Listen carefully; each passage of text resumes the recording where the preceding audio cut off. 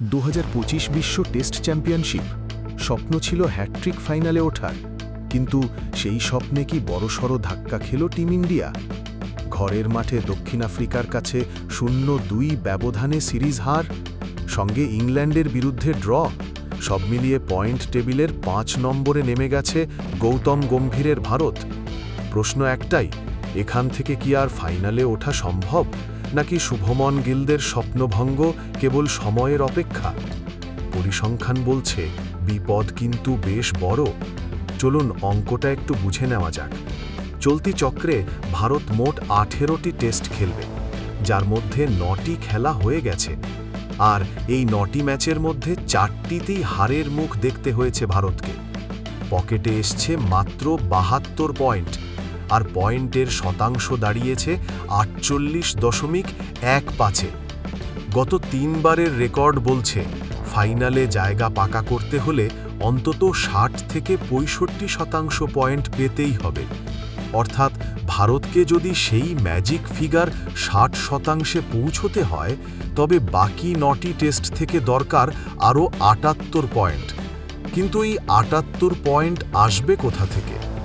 সামনের পথটা কিন্তু ফুলের বিছানা নয়, রীতিমতো কাঁটার মুকুট। ভারতের হাতে বাকি আর মাত্র 9টি টেস্ট। এর মধ্যে শ্রীলঙ্কা আর নিউজিল্যান্ডের বিরুদ্ধে 2টো করে টেস্ট খেলতে হবে তাদেরই মাটিতে। আর ঘরের মাঠে রয়েছে অস্ট্রেলিয়ার বিরুদ্ধে 5টি টেস্টের মেগা সিরিজ। হিসেব খুব সোজা আর নির্মম।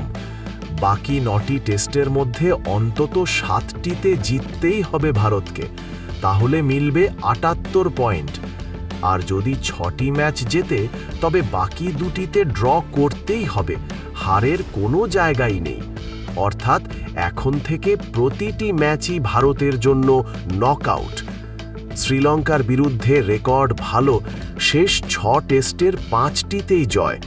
কিন্তু নিউজিল্যান্ডের মাঠে টম লাথামদের হারানো বা ঘরের মাঠে প্যাট কামিন্সদের অস্ট্রেলিয়াকে থামানো কাজটা মোটেও সহজ হবে না। বিশেষ করে সম্প্রতি ঘরের মাঠেই দক্ষিণ আফ্রিকার কাছে চুনকাম হওয়ার পর আত্মবিশ্বাস তলানিতে। গৌতম গম্ভীরের দলের সামনে এখন একটাই লক্ষ্য, মরণ কামড় দেওয়া। সামান্য ভুল করলেই ছিটকে যেতে হবে ফাইনালের দৌড় থেকে। ভারত কি পারবে এই কঠিন সমীকরণ মিলিয়ে লর্ডসের ফাইনালে পৌঁছতে, নাকি পথেই শেষ হবে যাত্রা? আপনাদের কি মনে হয়? কমেন্ট করে জানান। আর ক্রিকেটের এমন সব বিশ্লেষণ পেতে আমাদের চ্যানেলটি সাবস্ক্রাইব করতে ভুলবেন না।